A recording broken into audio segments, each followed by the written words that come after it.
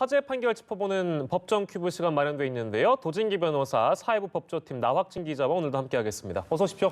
안녕하세요. 예, 방금 전에 보셨던 리포트에서 나왔던 주제부터 먼저 다뤄볼 텐데요. 1심에서 무죄가 선고됐습니다. 김성태 자유한국당 의원. 먼저 어떤 혐의가 있었는지 저희가 좀 정리를 해보도록 하죠. 나 기자님 좀 정리해 주시면요.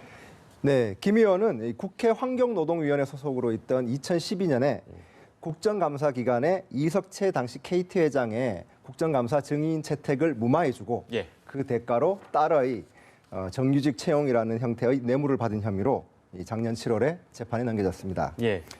보통 뇌물이라면 돈과 같은 그런 물건을 생각하기 쉬울 텐데 이번에는 이제 보통 원래 접대, 향응 이런 식의 물건이 아닌 것도 뇌물의 대상이 되는 거니까요. 예. 김 의원의 딸은 2011년에 이 파견 계약직으로 KT 스포츠단에 입사를 했는데 2012년에 정규직이 됐습니다.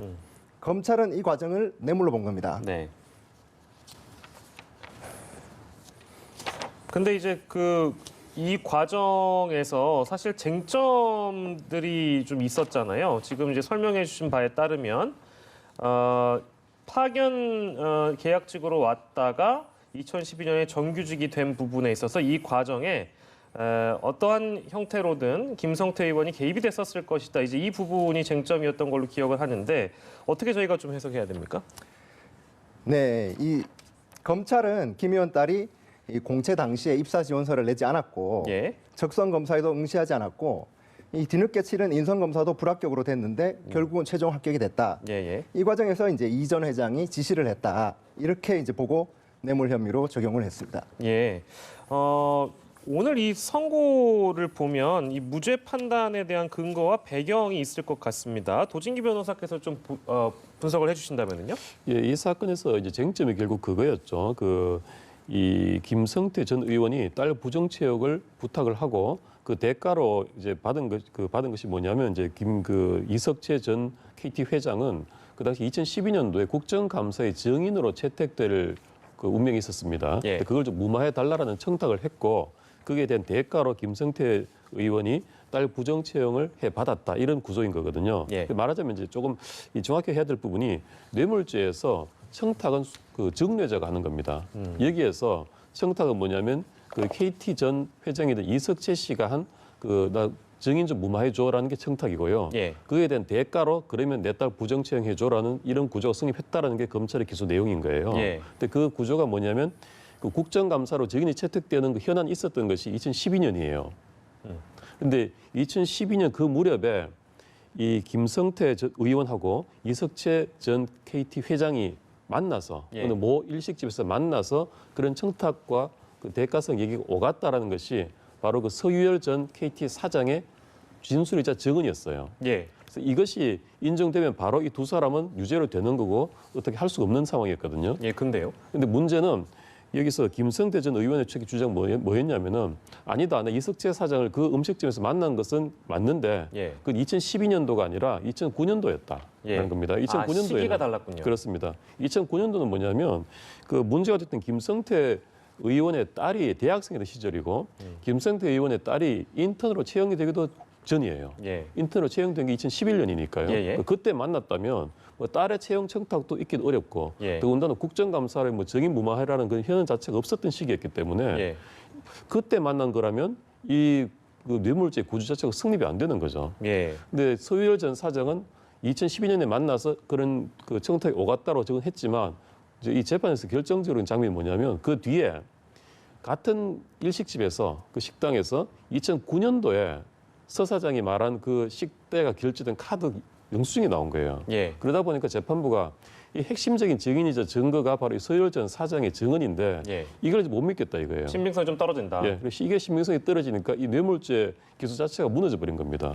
그래서 무죄를 받았던 겁니다. 근데 재판부는 김 의원 딸이 채용 과정에서 특혜를 제공받은 사실 자체는 인정을 했고 그렇다면 그러면 당시에 이제 김성태 의원이 현직 국회의원 신분이고 정치적으로 아주 뭐랄까요? 이제 KT가 받아들이기에는 유력한 인사라고 봤기 때문에 그럼 KT 스스로 했다?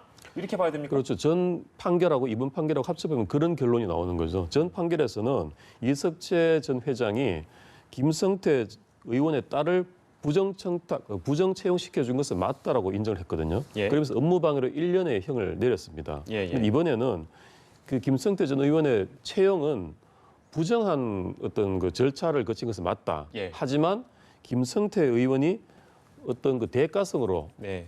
그 말하자면 그 이석재 전 회장의 부탁에 대한 대가성으로 제공한 것은 아니다. 그럼 네. 대가성이 인정되지 않는다 하는 결론이기 때문에 예. 결국 이제 이 글이 뭐냐면은 이석재 전 회장이 유력 정치가의 자녀니까 예. 좀 자기가 뭔가 막연하게 도움이 될까 싶어서 알아서 잘 해준 것으로 예. 그렇게 된 거죠. 그러니까 부정한 과정이 있었다. 채용 과정에서 특혜를 제공받은 사실은 있다. 그러나 김성태 의원이 여기에 관여된 바는 현재까지 없다.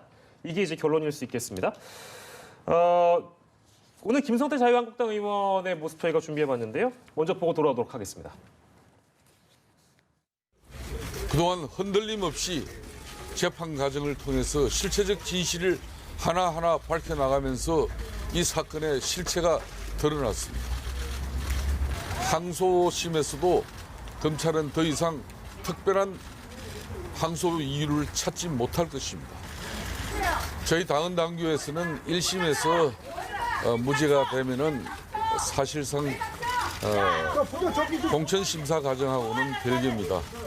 이제 실체적 진실이 이제 밝혀진 만큼 저는 4월 총선에 매진해서 그 직권 남용과 업무방해는 검찰이 불기소 처분으로 무혐의 처분이 이루어졌습니다. 그런 만큼 KT 내부적인 절차에 의해서 딸애가 정규직 전환 과정에 있었던 문제에 대해서는 이 모든 게 저의 부득이의 소치입니다. 네, 그러니까 김성태 의원 이번 무죄 선고가 있었기 때문에 뭐 의원직 유지는 당연하다고 이렇게 볼 수 있겠고 다음 선거에도 출마할 수 있게 됐다 이렇게 봐도 되는 거겠죠?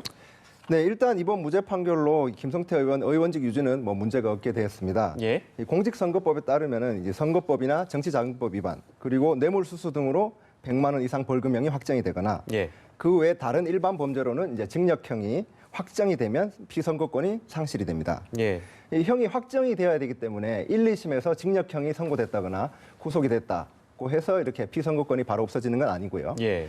김 의원의 경우 이제 1심에서 이제 무죄가 선고되기도 했지만 어차피 지금 20대 국회 임기가 석 달도 채 남지 않지 않은 상황에서 예. 이번에 유죄가 됐다 하더라도 가령 대법원 확정 판결까지 임기 내에 이렇게 확정이 될 수가 없기 때문에 예.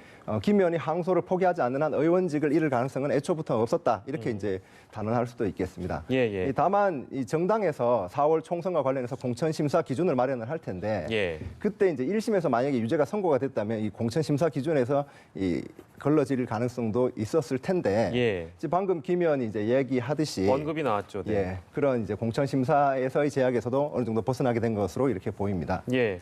최근 1심에서 의원직 상실형 받은 의원들도 있었잖아요. 이 사례도 저희가 좀 짚어보긴 해야 될 것 같습니다. 예, 이 최근 이제 형사 판결이 내려진 의원들을 살펴를 보면 예. 바로 어제 예. 더불어민주당 심기준 의원이 이 원주 지원에서 징역 8개월에 집행유예 2년이 선고가 됐습니다. 네. 2016년부터 18년 사이에 친분 있는 기업인으로부터 10여 차례에 걸쳐 3,600만 원 상당의 이 불법 정치 자금을 받았다 이런 혐의였는데요. 1심 법원은 이제 유죄를 인정을 했고 말씀드렸다시피 형이 확정이 돼야 의원직을 상실하는 것이기 때문에 이번 판결로 심 의원이 바로 의원직을 잃는 건 아니지만 예.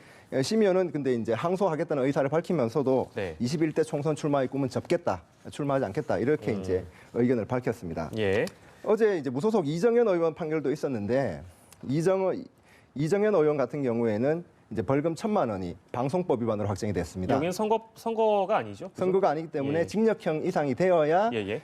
이 의원직을 잃게 되는데 네. 방송법 위반으로 벌금 1,000만 원이기 때문에 뭐 의원직에 전혀 영향이 없고요. 예. 또 피선거권의 제약도 없습니다. 예. 그렇기 때문에 이미 이제 이 의원 같은 경우에 작년 말에 수도권에서 출마하겠다 이렇게 이제 밝힌 상태고 예. 그 다음에 이제 앞서 원유철 의원 불법 정치 자금을 받은 혐의로 자유한국당 원유철 의원이 기소됐다가 1심 판결이 14일 날 내려졌는데요. 예. 정치자금법 위반 혐의로 벌금 90만 원, 그리고 알선 수재 혐의로 징역 10개월의 실형에다가 예. 추징금 2,500만 원이 선고됐습니다. 예. 징역형 실형이 선고했기 때문에 만약에 확정이 된다라고 하면 예. 의원직 상실형에 해당하지만 말씀드렸다시피 이제 20대 의원 임기가 얼마 남지 않았기 때문에 예. 확정 판결까지는 이제 이루어질 가능성이 별로 없기 때문에 의원직은 계속 유지가 될 것으로 보입니다. 뭐 이제 얼마 안 남았으니까요. 예. 근데 이제 그 21대 총선에서는 아무래도 정당 자유한국당에서도 뭐 부담이 될 수도 있겠고 본인 스스로 당연히 부담일 수도 있겠죠. 그렇죠. 실제 있었던 사례들 1심 결과들 저희가 좀 짚어봤고요. 저희가 마지막으로 패스트트랙과 관련된 내용 마지막으로 좀 짚고 끝내도록 하겠습니다. 지난해 4월에 이제 페트 충돌 사태 여러분들 다 기억하실 텐데 약식 기소된 의원들이 있었습니다. 근데 이 의원들은 어제 정식 재판에 넘겨졌다고 하네요. 그래서 실제 약식 기소와 기소의 차이가 무엇인지를 도진기 변호사께 좀 구분해가지고 설명을 부탁드리겠습니다. 일단 기소는 우리가 익숙히 아는 그런 기소고요. 예. 기소가 되면 이제 정식 재판 절차로 가서 형사 재판이 벌어지고 법정에서 공방이 벌어지고 선고도 내려지고 합니다. 이 약식 기소는 뭐냐면 글자 그대로 약식으로 기소하는 건데요. 이 재판에서 법정에서 재판이 벌어지지가 않습니다. 검사가 어떤 서류 뭉치만 가지고 주로 이제 벌금형을 청구합니다. 예. 벌금 얼마를 이렇게 청구를 하면 판사가 서류를 받아서 도장을 찍어서 끝나는 겁니다. 그걸로. 예. 그래서 약식으로 재판이 진행되기 때문에 법정 공방도 이루어지지 않고요. 예. 이렇게 약식 기소라는 이름이 붙는 건데 이 경우는 보통 이제 피고인 있는 경우는 벌금형이 나중에 확정돼서 통지받을 때까지 예. 자기가 어떤 처분을 받았는지도 모르고 끝나는 경우도 많습니다. 예. 그래서 이번에 일부 의원들의 약식 기소가 되면서 예. 오히려 이제 언론에서 먼저 결론을 알고 의원들은 난 아직 모르겠다 이렇게 하는 경우 있었는데요. 반응이 있었죠. 예. 근데 이번에 같은 경우는 좀 특이한 경우인 게 원래 약식 기소를 했을 때 법원이 또 판사가 판단해서 이것을 약식으로는 좀 곤란하다. 정식 재판으로 가라라고 넘기는 제도가 있습니다. 아, 그런 제도가 있습니다. 예. 근데 그 경우는 뭐냐면은 주로 두 가지입니다. 예. 이걸 보니까 약간 무죄 같은데라는 느낌이 들 때, 그럼 정식 재판으로 가서 한번 공방을 해봐라라는 거고, 두 번째는 이게 벌금형 사항이 너무 약해라고 판단될 때입니다. 예. 벌금형 사안이 아니야라고 할 때. 예. 근데 이번 사건은 특이한 게 그런 사유가 아니라 이게 사안의 중대성을 이유로 판사가 직권으로 약식 기소됐던 사건들을 전부 정식 재판으로 넘겨버린 겁니다. 그러니까 이거는 기존에 해석하신 그대로 그런 제도가 있는데 이거는 무죄 같거나 혹은 혐의가 좀 더 중대해 보인다라든지 그 두 가지 사유로 약식 기소도 정식 재판에 청구할 수 있는데 그런 사유가 아니라 그냥 이거는 완벽히 다른 이유로. 예, 사안이 너무나 약식으로 끝내기는 중하다라는 거죠. 왜냐하면 이번이 말하자면 이제 의원들의 어떤 피선거권 박탈 여부가 걸린 예. 국회법 위반죄 첫 케이스예요.